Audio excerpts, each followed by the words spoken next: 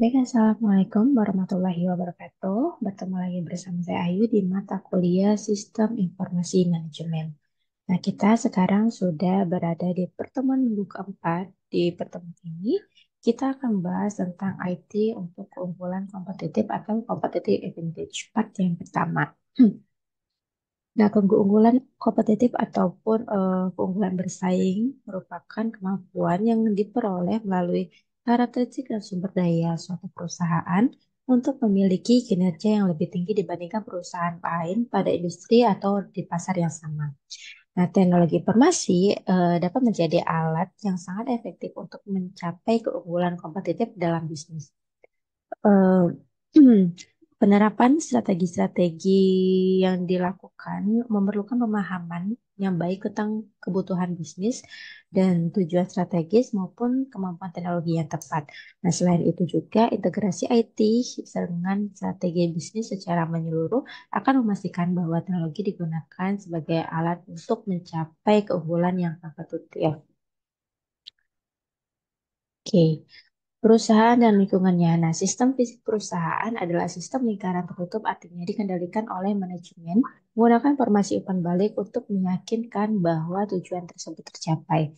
Untuk memahami peran perusahaan dalam lingkungannya, sangat penting untuk mempertimbangkan konsep lingkungan bisnis secara luas. Nah, lingkungan perusahaan dapat dibagi menjadi dua kategori utama. Eh, Yaitu lingkungan internal dan lingkungan eksternal. Perusahaan yang berhasil memahami dan menyesuaikan diri dengan lingkungan internal dan eksternalnya memiliki peluang untuk lebih baik dalam mencapai keberlanjutan ataupun keberhasilan dalam jangka panjang. Manajemen strategis yang baik yaitu akan melibatkan analisis menyeluruh terhadap faktor-faktor ini untuk merancang strategi bisnis yang efektif dan responsif terhadap perubahan-perubahan yang ada di lingkungan. Nah, sistem fisik perusahaan adalah lingkaran tertutup yang artinya dikendalikan oleh manajemen dan menggunakan informasi umpan balik untuk meyakinkan bahwa tujuan itu tadi tercapai. Nah, konsep sistem lingkaran tertutup biasanya merujuk pada sistem yang tidak berinteraksi ataupun berbagi energi maupun materi dengan lingkungannya.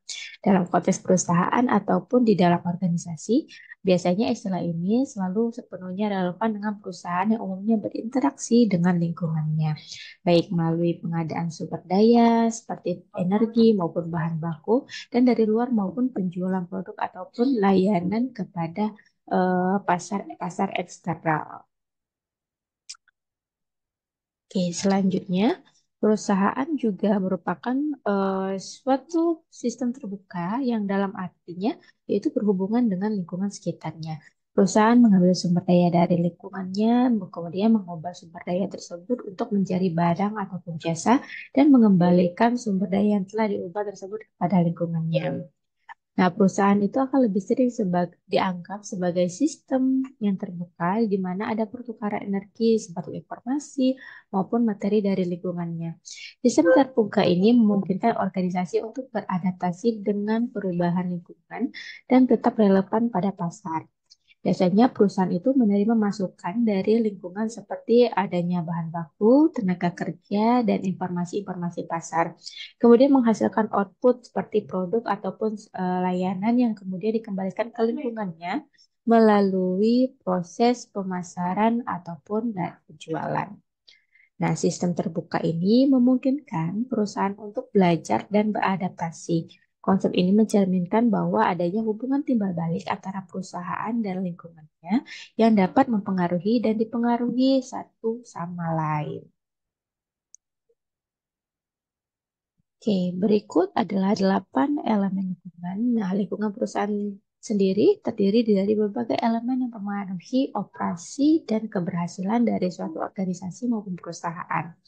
Nah, pemahaman mendalam tentang elemen-elemen ini dapat membantu perusahaan dalam merancang strategi yang responsif terhadap perubahan lingkungannya, seperti mengidentifikasi peluang baru dan mengolah risiko-risiko yang mungkin akan terjadi.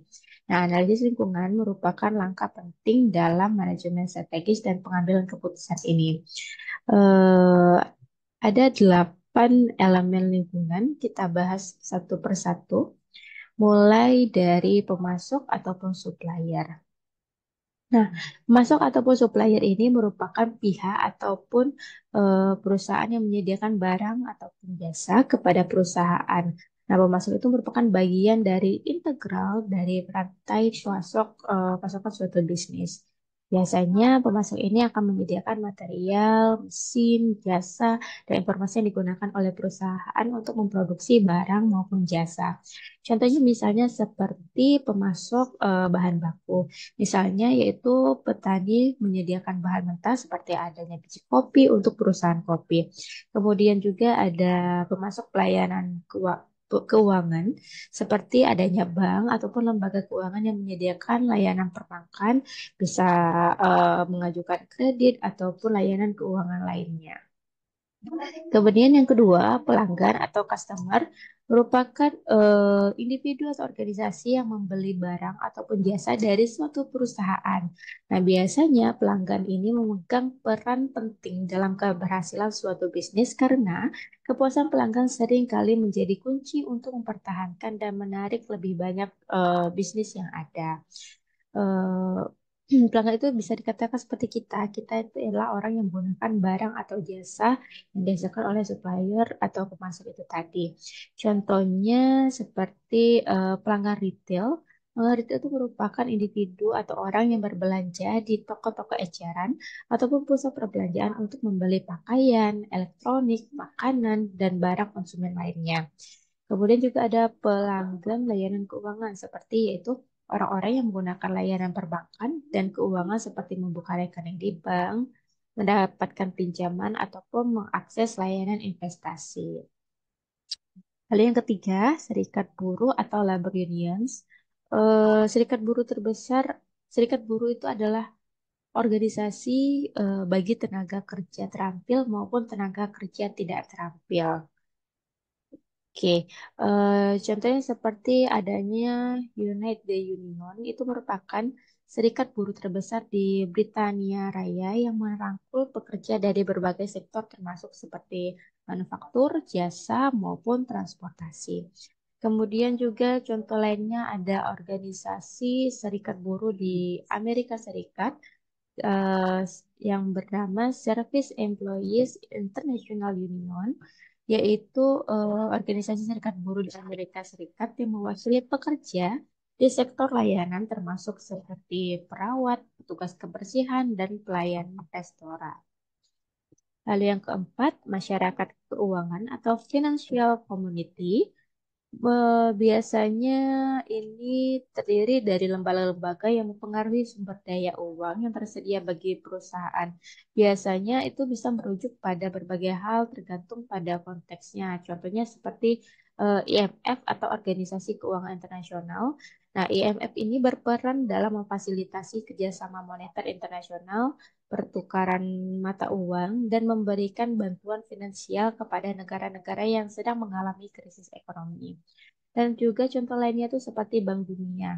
Nah, Bank Dunia ini memberikan pinjaman dan bantuan keuangan kepada negara-negara berkembang untuk membantu mendukung pembangunan ekonomi berdasarkan proyek seperti proyek infrastruktur dan penanggulangan kemiskinan dalam suatu negara. Lalu yang selanjutnya ada pemegang saham ataupun pemilik, bisa dikatakan juga stockholder ataupun owner, merupakan eh, orang yang menanamkan modal di perusahaan dan mewakili tingkat manajemen yang tertinggi. Nah, biasanya pemegang saham ini memiliki saham ataupun eh, memiliki pemegang tertinggi di dalam suatu perusahaan. Mereka dapat memiliki saham tersebut sebagai bentuk investasi ataupun sebagai bagian dari strategi bisnis mereka. Contohnya seperti ada California Public Employees Retirement System ini merupakan pemegang dana pensiun dari pegawai negeri California yang memiliki kepemilikan saham di berbagai perusahaan yang ada di seluruh dunia. Contoh lainnya lagi yang kedua ada Teacher Insurance and Annuity Association of America. Nah, ini merupakan pemegang saham dana pensiun yang melayani pendidik dan peneliti seringkali memiliki portofolio saham yang lebih signifikan. Next, selanjutnya yaitu pesaing atau kompetitor. Biasanya ini mencakup semua organisasi yang bersaing dengan perusahaan yang ada di pasar. Nah, pesaing ini berada dalam persaingan untuk mendapatkan sumber daya atau keuntungan yang sama di pasar atau industri tertentu. Dalam konteks bisnis, pesaing dapat berarti perusahaan atau organisasi lain yang beroperasi di pasar yang sama ataupun serupa dan memiliki tujuan yang serupa pula, yaitu untuk memenuhi kebutuhan pelanggan dan mencapai kesuksesan finansial. Dan yang terakhir ada selanjutnya ada pemerintah atau government, yaitu pada tingkat pusat, bisa juga tingkat daerah, lokal, ataupun yang lainnya untuk memberikan batasan-batasan dalam bentuk undang-undang peraturan, tapi juga memberikan bantuan dalam bentuk pembelian, informasi, dan dana. Yang terakhir adanya masyarakat global atau global community, yaitu wilayah geografis di tempat perusahaan tersebut melakukan operasinya. Oke, selanjutnya keunggulan kompetitif. Nah, perusahaan dapat mencapai keunggulan kompetitif melalui banyak cara, seperti yaitu menyediakan barang dan jasa dengan harga yang murah, kemudian menyediakan barang dan jasa yang jauh lebih baik dari para pesaing yang ada, dan memenuhi kebutuhan khusus suatu segmen pasar tertentu.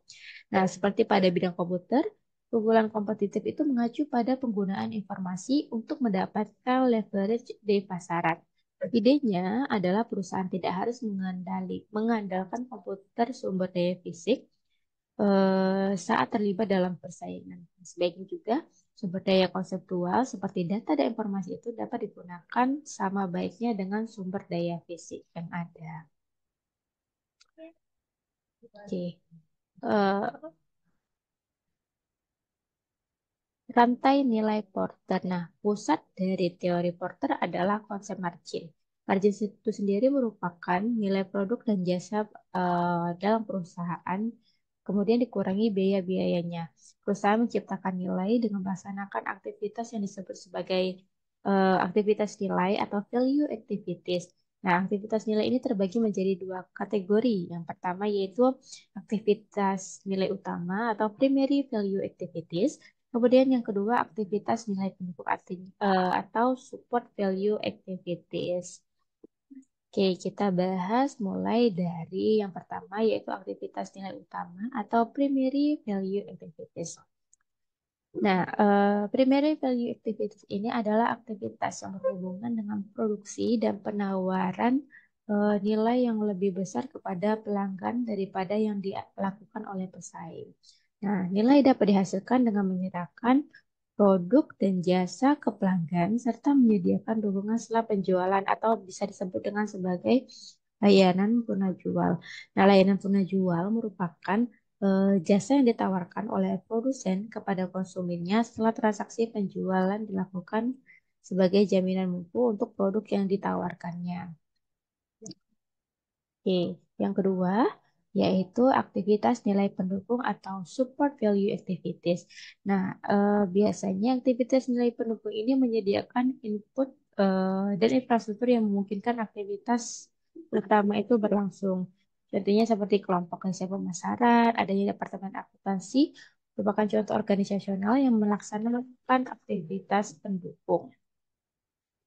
Oke, berikut mulai merupakan gambaran dari rantai nilai Porter yang membedakan mana yang sebagai primary activities dan juga mana yang merupakan support activities. Oke, primary activities-nya mulai dari inbound logistik. Inbound logistik itu yaitu aktivitas yang berhubungan dengan penanganan material sebelum digunakan. Kemudian operation, operation itu aktivitas yang berhubungan dengan pengolahan ataupun pengolahan input untuk menjadi output. Kemudian outbound logistik merupakan aktivitas yang dilakukan untuk menyampaikan produk ke tangan konsumen.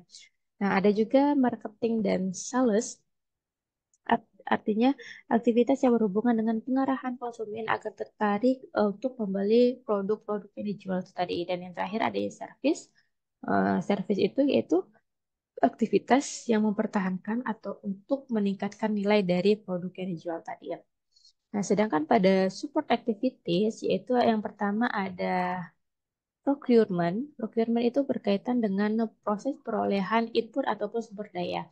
Nah, procurement ini adalah suatu istilah yang mencakup seluruh kegiatan yang dilakukan oleh owner dalam mewujudkan pengadaan baik seperti pengadaan barang, peralatan, dan mesin-mesin maupun bangunan ataupun juga bisa konstruksi untuk perbaikan ataupun perawatan atas aset yang sudah dimiliki. Kemudian yang kedua itu Human Resource Management, yaitu pengaturan SDM mulai dari perekrutan, kompensasi, sampai pemberhentian. Kemudian selanjutnya yaitu Technological Development. Nah, pengembangan peralatan seperti software, hardware, prosedur di dalam transformasi produk dan dari input untuk menjadi output. Dan yang terakhir ada infrastruktur. Nah, ini biasanya terdiri dari departemen-departemen atau fungsi-fungsi akuntansi, keuangan, perencanaan, dan lain sebagainya untuk melayani kebutuhan organisasi dan mengikat bagian-bagian untuk menjadi sebuah kesatuan. Oke, cukup pertemuan kita tentang advantage competition di part yang pertama. Kita lanjutkan di part yang kedua. Assalamualaikum warahmatullahi wabarakatuh.